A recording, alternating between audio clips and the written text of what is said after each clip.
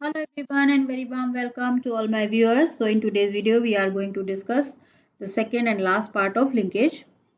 In my last video I discussed about what is linkage and what are the types of linkage. So just a small recap कि linkage क्या होता है. Hereditary transmission में एक chromosome पर located जितने भी जीन्स होते हैं वो एक साथ एक इंडिविजुअल में इनहेरिट होते हैं. जिस इंडिविजुअल में वो गैमेट जाएगा जहाँ पर वो क्रोमोसोम या वो क्रोमेटिड प्रेजेंट है तो वो सारे जीन्स एक साथ इनहेरिट होंगे. That is called linkage. हमने बताया था इसके दो टाइप हैं. लिंकेज के दो टाइप कौन कौन से थे. एक तो था कंप्लीट लिंकेज,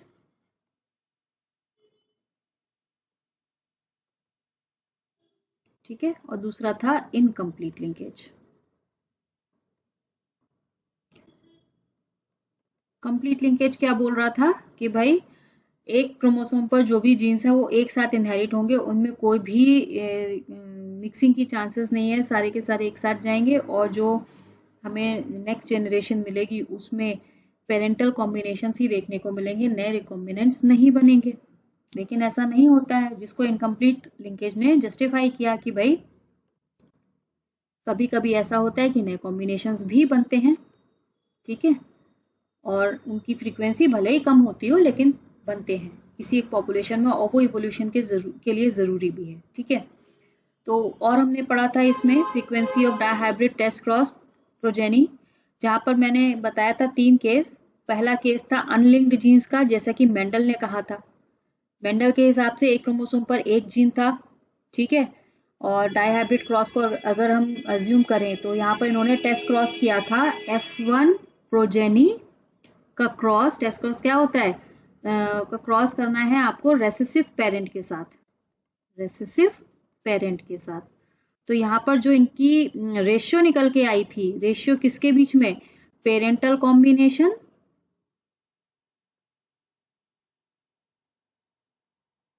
और रिकॉम्बिनेंट्स. रिकॉम्बिनेंट्स माने जो नए कॉम्बिनेशंस बने उनका जो रेशियो था वो 50-50% था.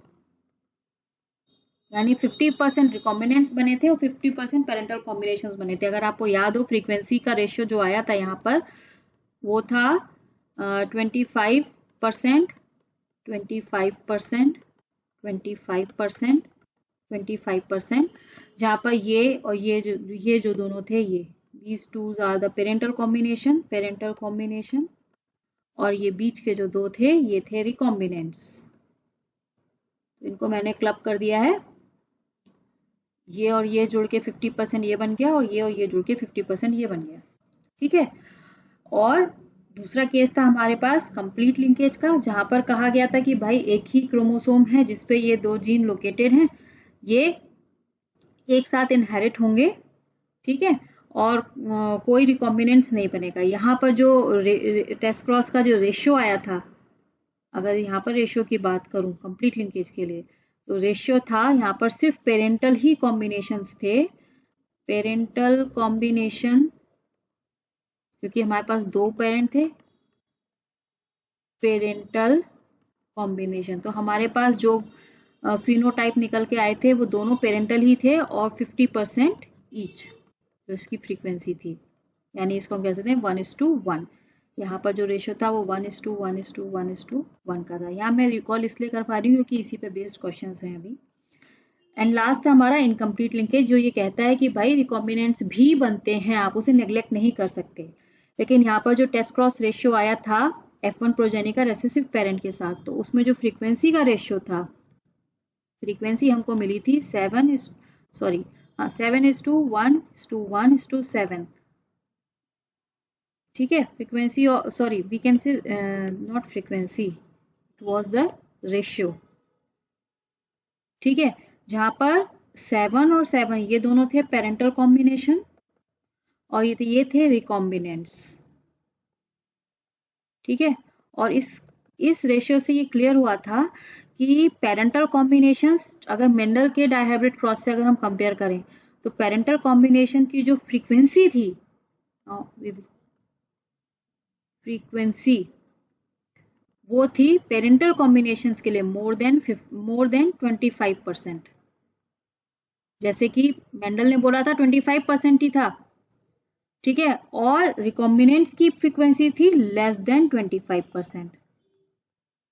ठीक है, अगर दोनों को क्लब करेंगे ये भी आएगा आपका मोर देन 25%, और ये इंडिविजुअली मैं दोनों की बात कर रही हूँ, लेस देन 25%। ठीक है, तो ये हमको रेशियो मिलता है इनकम्प्लीट लिंकेज के लिए, जो ये शो करता है कि जीन्स जो है एक ही क्रोमोसोम पर हैं मगर इतने दूर हैं कि उनके बीच में फिजिकल डिस्टेंस बहुत ज्यादा है और क्रॉसिंग ओवर हो सकता है, क्रॉसिंग ओवर की जगह है यहाँ पर। ठीक है, तो ये रेशियो ये शो करता है। क्लियर? तो अब इसी सारे डेटा को क्लब करके एक थ्योरी दी गई जिसे क्रोमोसोम थ्योरी ऑफ लिंकेज कहते हैं। Chromosome theory linkage of linkage the Morgan और कैसल ने, जिन्होंने इस पूरे इवेंट को क्रोमोसोम के टर्म में डिफाइन किया कि भाई एक्चुअली ये लिंकेज क्या है कि एक ही क्रोमोसोम पर जीन्स लीनियर ऑर्डर में लगे रहते हैं। ठीक है, ये क्रोमोसोम है जिसपे ये बहुत सारे जीन्स एक लीनियर ऑर्डर में लगे हुए हैं। ठीक है, एक क्रोमोसोम पर जितने भी जीन्स होते हैं वो लिंकेज शो करते हैं। ये सारे जीन्स क्या शो करेंगे? लिंकेज, क्योंकि ये एक साथ इनके जाने की टेंडेंसी बहुत ज्यादा है किसी इंडिविजुअल में इनहेरिट होने की। ठीक है, और जीन्स जो होते हैं अपने पेरेंटल कॉम्बिनेशंस को वैल्यू करते हैं, मतलब वो कोशिश करते हैं कि हमारा पेरेंटल कॉम्बिनेशन ब्रेक ना हो। लेकिन कभी कभी क्या होता है, क्रॉसिंग ओवर की वजह से ये पेरेंटल कॉम्बिनेशन ब्रेक होता है और हमें नए रिकॉम्बिनेंट्स देखने को मिलते हैं।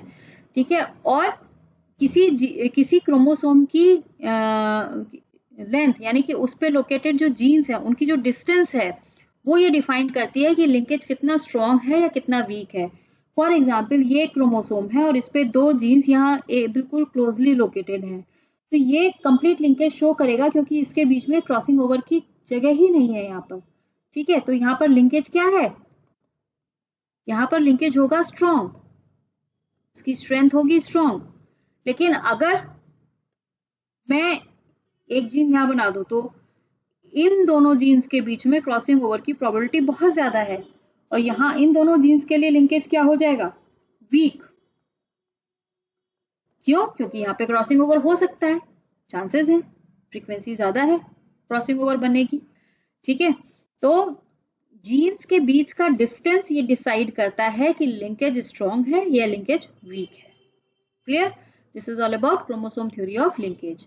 Now the next concept is linkage group.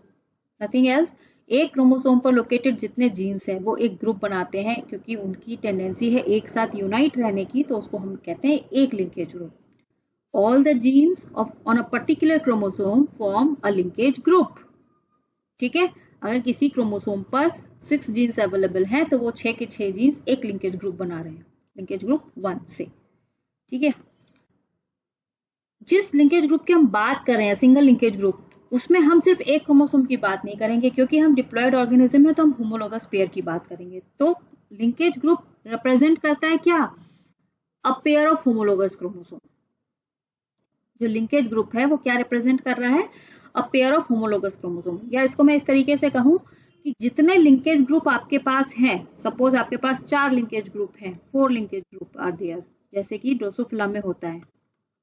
ठीक है, तो ये 4 लिंकेज ग्रुप का मतलब है कि यहाँ पर 4 पेयर ऑफ क्रोमोसोम प्रेजेंट हैं इस इंडिविजुअल में, यानी कि नंबर की बात करें तो 8 क्रोमोसोम्स आर देयर।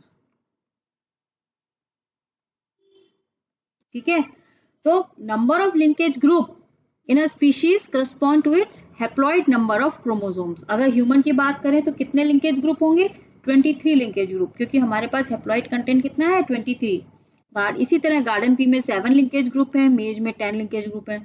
तो एक कोरिलेशन समझो कि लिंकेज ग्रुप अगर आपको दिया है तो इनडायरेक्टली आपको क्या पता चल गया? उस स्पीशीज का क्रोमोसोम नंबर, उस इंडिविजुअल का क्रोमोसोम नंबर, कि उसमें कितने क्रोमोसोम मिलते हैं, नंबर की वाइज कह लो या पेयर वाइज कह लो, व्हाटएवर।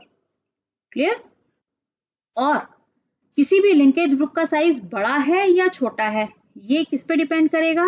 क्रोमोसोम का साइज बड़ा है या छोटा है। फॉर एग्जाम्पल, अगर मैं ह्यूमन के एक्स और वाई क्रोमोसोम्स की बात करूं, सपोज ये एक्स क्रोमोसोम है और ये वाई क्रोमोसोम है, X and Y in humans.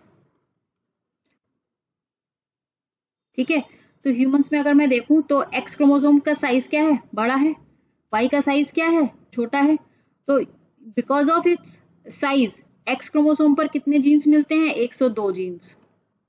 102 genes are present on X chromosome of human. और वाई क्रोमोसोम पर कितने जीन्स मिलते हैं? ओनली 10 जीन्स, क्योंकि इसका साइज बहुत छोटा है।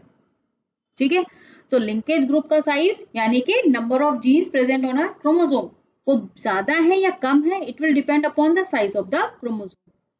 Now the next topic is factors affecting linkage. एक तो चीज आप ये समझो, अभी मैंने बताया कि डिस्टेंस बिटवीन द जीन्स और लिंकेज ये दोनों इनवर्सली प्रोपोर्शनल है। Distance between two genes on a chromosome is proportional to 1 upon linkage। ऐसे याद करो इसको कि जितना डिस्टेंस ज्यादा है लिंकेज उतना ही वीक है। लिंकेज का मतलब क्या है? जीन्स का साथ साथ रहना। अगर जीन्स के बीच में गैप ज्यादा है तो क्रॉसिंग ओवर होने के चांसेस ज्यादा हैं, यानी कि ये जीन्स लिंक्ड नहीं रह पाएंगे, इनके सेपरेट होने की प्रोबेबिलिटी ज्यादा है। सिमिलरली अगर इनके बीच डिस्टेंस कम है जीन्स के बीच में तो लिंकेज क्या होगा? स्ट्रॉन्ग हो जाएगा। तो ये एक तरह से इनवर्सली प्रोपोर्शनल इनवर्सली रिलेटेड होते हैं। क्या? Distance between the genes and the linkage. ठीक है, नेक्स्ट इज एज।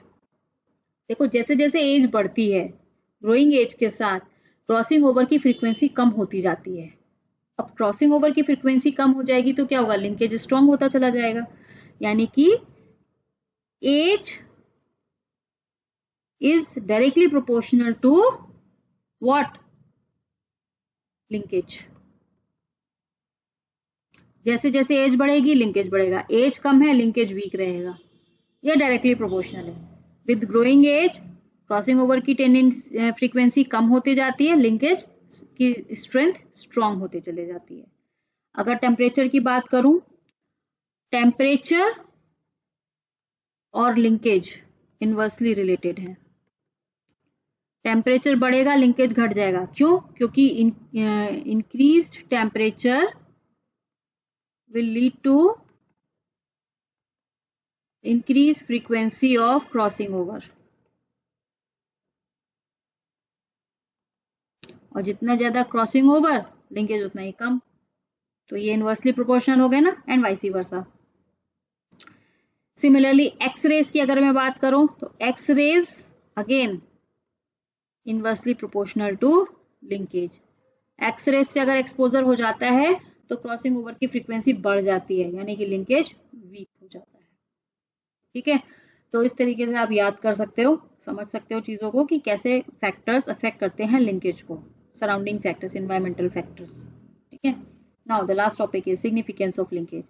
इतना लिंकेज किया, इसका इंपॉर्टेंस क्या है, क्यों हो रहा है क्यों हो रहा है, क्यों रिकॉम्बिनेंट्स नहीं बनने दे रहा है? तो पहला और मेन रीजन ये है लिंकेज का, सिग्निफिकेंस का, कि ये रेशियल फीचर्स को, किसी रेस यानी किसी स्पीशीज के फीचर्स को सेपरेट होने से रोकता है। जितना लिंकेज स्ट्रांग होगा, किसी स्पीशीज की आइडेंटिटी या रेशियल आइडेंटिटी या पेरेंटल कॉम्बिनेशंस वो इंटैक्ट रहेंगे जनरेशन बाय जनरेशन। ठीक है, तो लिंकेज का सबसे बड़ा सिग्निफिकेंस ये है कि ये पेरेंटल कॉम्बिनेशंस को इंटैक्ट रखने की कोशिश करता है, क्योंकि ये स्पीशीज स्पेसिफिक होते हैं। मीनवाइल अगर कोई नई वैरायटी डेवलप हुई है तो उनमें भी उनके वैल्यूएबल ट्रेड्स को सेपरेट होने से रोकता है। क्लियर? दोनों ही चीजें हैं। और एनिमल्स और प्लांट ब्रीडर्स के लिए एक बहुत बड़ा हर्डल है, जब जो कि सोच रहे हैं कि एक ही वैरायटी में, सिंगल वैरायटी में हम सारे डिजायरेबल ट्रेड्स को एंटर करा दें। ठीक है, और एक ऐसा बिल्कुल up to the date variety develop कर दे जिसमें सारा हम जो भी अच्छी क्वालिटीज चाहते हैं वो सब इनकॉर्पोरेट हो जाएं, वो बनने से रोकता है लिंकेज। ठीक है, and the last one is कि एक एविडेंस है किस चीज का? हमने कहा कि जितने लिंकेज ग्रुप प्रेजेंट हैं उतने ही हमारे पास क्रोमोसोम पेयर हैं, है ना? तो ये इस चीज का एविडेंस है कि जीन्स जो है वो क्रोमोसोम पर लोकेटेड है। ठीक है, अब तक ये हम नहीं जज कर पा रहे थे कि जीन्स कहाँ है, तो ये एक एविडेंस हमको ये कोरिलेट करने के लिए मजबूर करता है कि जितने लिंकेज ग्रुप है उतने ही क्रोमोसोम पेयर है हमारे पास। दैट मीन्स कि जीन्स कहाँ लोकेटेड है, क्रोमोसोम पर, तभी तो हम कोरिलेट कर पा रहे हैं उनको। ठीक है, तो this is all about significance of linkage and with this your topic is completed. Now let's have a look on some questions based on linkage. ये सिर्फ सैम्पल क्वेश्चंस हैं जो जनरली नीट में पूछे गए हैं, उसी पर मैं ये बेस्ड है ये सारे क्वेश्चंस। एक आइडिया दे रही हूँ, बस आपको प्रैक्टिस करनी है मोर क्वेश्चंस की।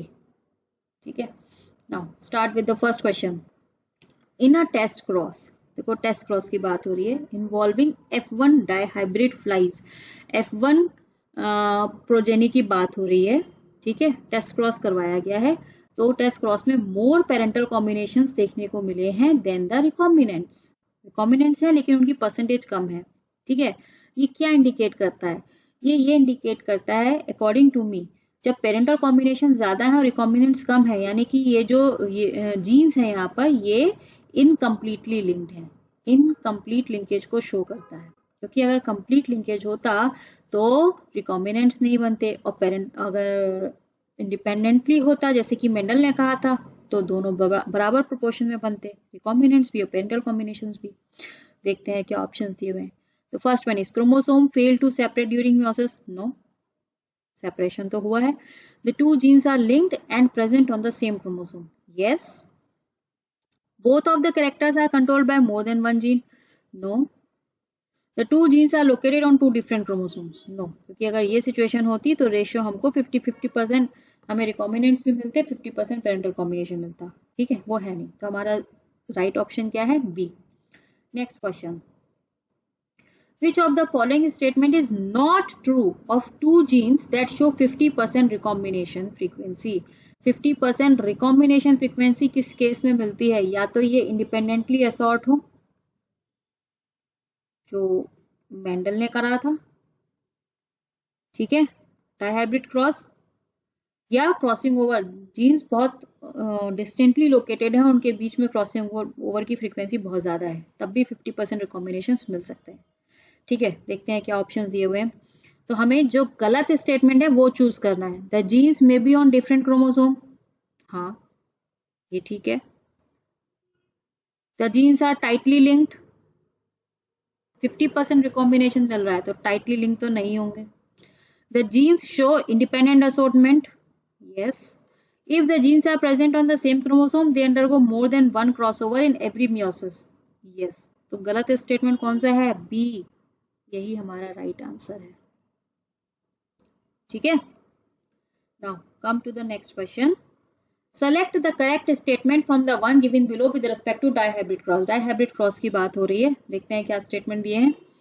Tightly linked genes on the same chromosome show higher recombination. Tightly linked genes का मतलब है ये दो जीन्स, क्या यहाँ पर रिकॉम्बिनेशन के चांसेस हैं? नहीं, क्योंकि यहाँ क्रॉसिंग ओवर की जगह नहीं है, गलत हो गया। Genes far apart on the same chromosome show very few recombinations. Genes जो कि फार अपार्ट हो, माने कि इसी क्रोमोसोम पर एक जीन ये है और एक ये है ऊपर वाला, दिस वन, इनके बीच की डिस्टेंस देखो आप, तो क्या यहाँ पर वेरी फ्यू रिकॉम्बिनेशंस बनेंगे? नहीं, यहाँ रिकॉम्बिनेशन ज्यादा बनेंगे, मैक्सिमम रिकॉम्बिनेशंस बनेंगे। ठीक है, मेरे हिसाब से ये गलत है statement. Next statement, gene loosely linked on the same chromosome show similar recombination as the tightly linked one. No, tightly link तो कोई रिकॉम्बिनेशन शो ही नहीं करता ना। Tightly linked genes on the same chromosome show very few recombinations, this is correct, क्योंकि tightly linked genes में recombinants बनने की प्रोबेबिलिटी बहुत बहुत बहुत कम होती है। ठीक है, तो मेरे हिसाब से B statement is correct. Clear? Now come to the next question. Two genes R and Y are located very close on the chromosomal linkage map of maize plant. When this combination capital R and capital Y is crossed with small r and small y genotype, है ना, F2 segregation will show, देखो F2 segregation पूछ रहा है वो तुमसे, यानी कि सीधे सीधे लिंकेज के केस में डाइहाइब्रिड क्रॉस, तो लिंकेज के केस में डाइहाइब्रिड क्रॉस अगर मैं इन दोनों का बनाऊं तो क्या बनेगा? Just have a look, R Y इसका क्रॉस कराना है इसके साथ।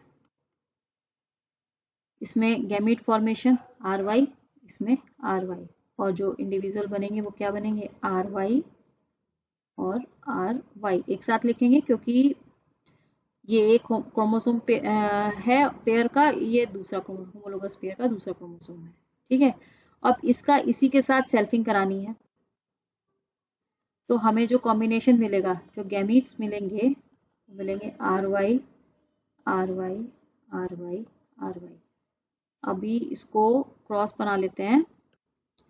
देखो इसका इसके साथ, sorry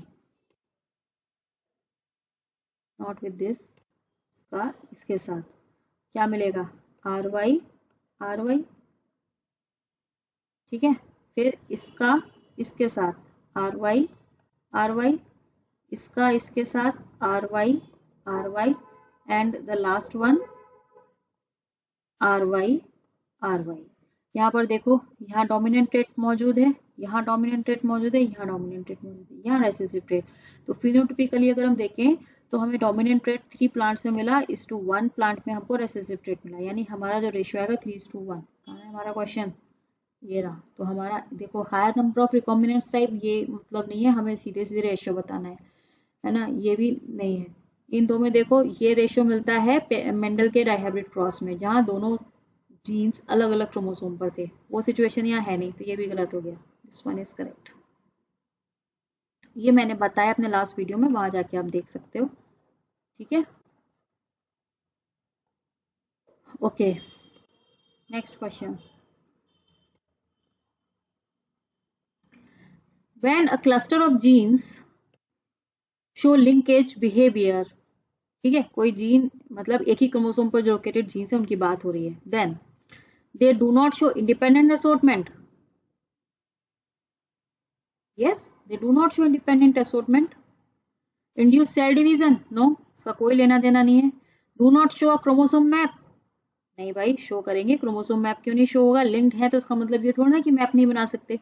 show recombination during meiosis, नहीं, क्योंकि लिंक्ड है ना, तो रिकॉम्बिनेशन शो नहीं करेंगे, यानी कि the first one is correct.